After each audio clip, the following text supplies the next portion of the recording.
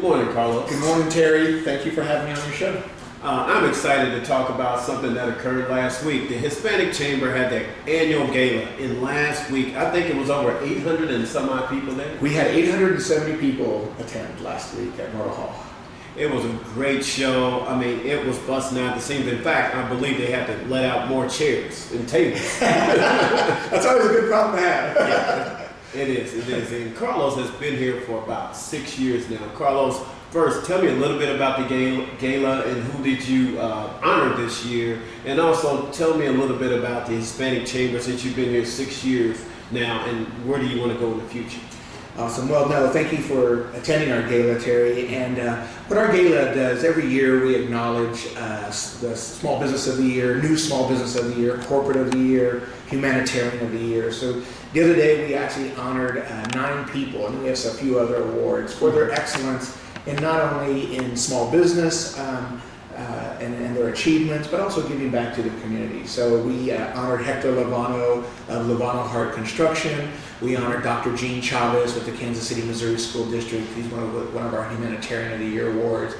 Dr. Ana Paula Cupantino with KU Med was also honored.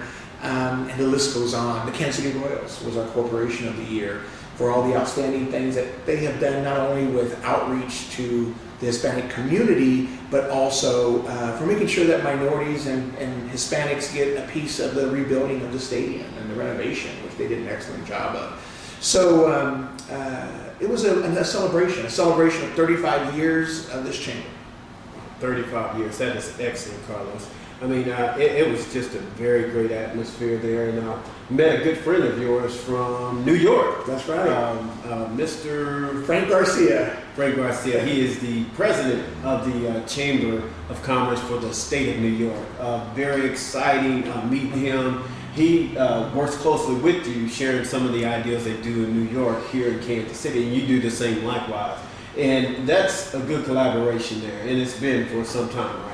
It has been. Actually, we probably work the closest with New York, but we also work very closely with the state of California, my counterpart in California, and in Texas. And what we have done is formed a coalition, and what we try and do is help our small businesses. We look at, okay, what companies are in New York that our small businesses here can get contracts with, and vice versa. Well, what companies, we have a lot of great companies here that the small businesses in New York and we can introduce them to. So it's been a win-win for both of us. And right now, actually, they've been fighting getting ready to fight a soda pop limit size in New York, and we introduced them to AMC because it's going to affect AMC in New York. Because you can't buy a pop over 16 ounces in the city. Wow. Very interesting. So Frank is at the forefront of fighting that bill because as a chamber, we believe in choices. As Americans, we should have the right to choose what we buy, if it's going to be a 16 ounce or a 44 ounce or what have you, we have that right, and that government should be putting that on business. It's really going to affect I don't want to go too much into politics of that, but one of the things is people were saying, yeah, but it's not healthy. But, growing up as a kid, my parents would buy a large one and we would share it because we couldn't afford to buy small ones for everybody. And so it's not just maybe a health issue, but it's also an economic issue that a lot of families will share. And again, it gives the right of choice. So Choice is important. Carlos, when you started 6 years ago, how many businesses did you have part of the chamber then, and how many do you have after 6 years? You know what, we have pretty much maintained. We've had some growth. There was approximately around 400. We're about 480 right now.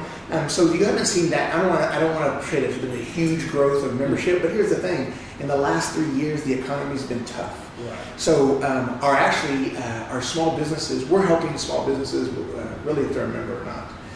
If we can help them, we're going to help them. So we have a lot of members that unfortunately, because of hard times, haven't been able to keep up their membership.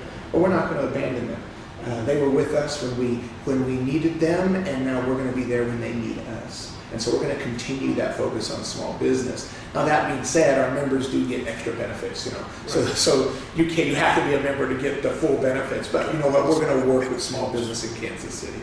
Right. So what are some of the benefits of being a member of the chamber? You know what, the Hispanic chamber? key is networking. First of all, the Hispanic population is the fastest growing market in the United States. Nationally, we spend $1 trillion. In Kansas City, we spend $2.2 billion a year.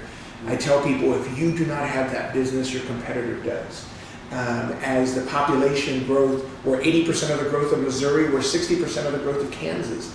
So not only does it make sense from a business to get in touch with the fastest growing market, but we're also the fastest growing small business market. And so we're out there creating jobs, we're out there starting businesses, and our role as a Hispanic chamber is to help them. To your question, as part of the vision of this chamber, we have been the last 3 years focused on our members getting contracts, keeping cash flow, keeping their doors open because of the economy being tough. Now that the economy is picking up, we are now focusing, we're still focusing on that. We do procurement one-on-ones, we do business matchmaking, one-on-one introductions. We're very grassroots, but now our focus at the same time is putting infrastructure into this chamber to really, really help us build the capacity, add staffing, add programming. Here in a new boardroom. We just, Christian last week, the Hector been at the boardroom. Next month, we are putting in the Hispanic Business Resource Center at our offices on the other side, with a major corporation sponsoring that, which I can't name at this point. But you are going to see us build this chamber, build its programming, and more outreach to help small business. And we're here to help all small business. You know, yeah, we're the Hispanic chamber, but our job is to help any underserved community have opportunity in Kansas City. Great. You mentioned it earlier when we were talking before we went on the air, the impact of the last election here, the 2012 election, which was very historic. And if you take a look at the numbers, 10% of all the votes that were cast by Hispanics. That's correct. 13% were cast by African Americans. Those two groups alone represent 25% of the overall voting population of the entire nation, vote numbers in the nation. What did you think after the election? And after post-election, what do you think that both parties are saying about what they need to do with Hispanic and African American voters afterwards, particularly Hispanic? Well, I think after this election, it was a great night, first of all. It was a tremendous night. And the fact that 71% of Hispanics voted for President Obama. Wow. 71%, which is the largest any president or nominee has ever received of the Hispanic vote. And I sent a strong message not to both parties. Every month, it's 60,000 Hispanics turn age 18 in the United States. Every month, 60,000. Wow. So what that tells of both parties is you really need to be in touch with the needs of not just the Hispanic community, but all communities. If you want our support, if you want our vote. And it was a wake-up call, I think, for both parties. The president, with his change in Homeland Security, June 15th, of not deporting minors that are here undocumented and giving them an opportunity to work, was a huge win for the president to gain the Hispanic vote this last election.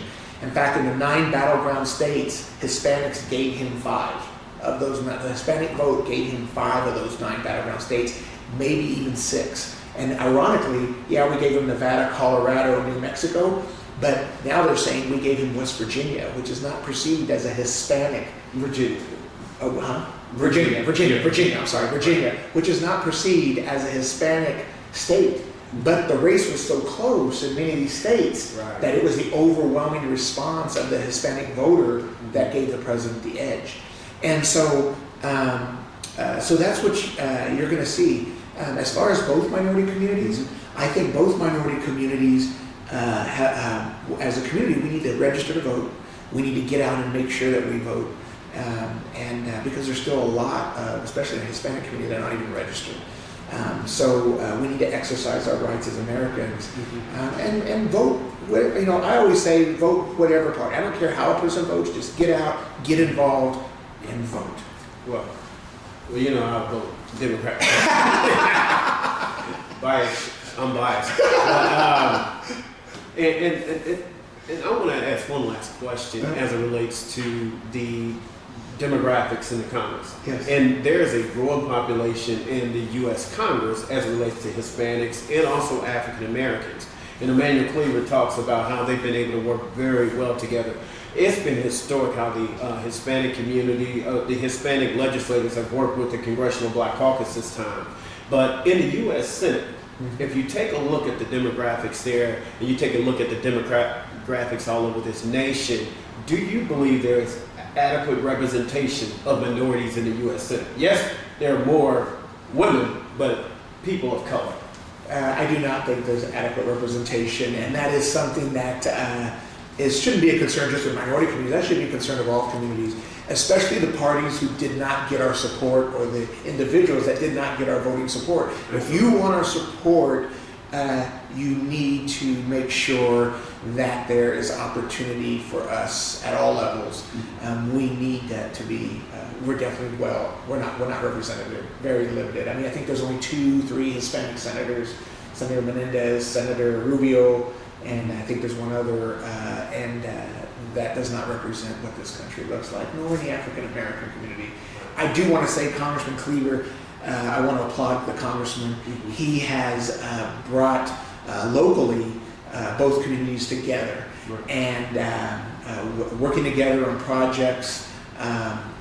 And I really think we've seen the benefits of that, and I think we're going to continue to see the benefits of people working together, regardless of who they are and what background they're from. And that's how we're going to win, and that's why Kansas City does such a great job, is because we do work together. Okay. Well, Carlos, thank you so much for being on What's Up Kansas City, and we plan on coming to you at least once a month, talking about issues with the Hispanic Chamber in the Hispanic community. And again, thank you for your great work, and thank you guys for tuning in to What's Up Kansas City. And in closing, I am one, but I'm only one. I cannot do everything, but I can do something. But what I can do, that I ought to do, by the grace of God, I shall do. Thanks again.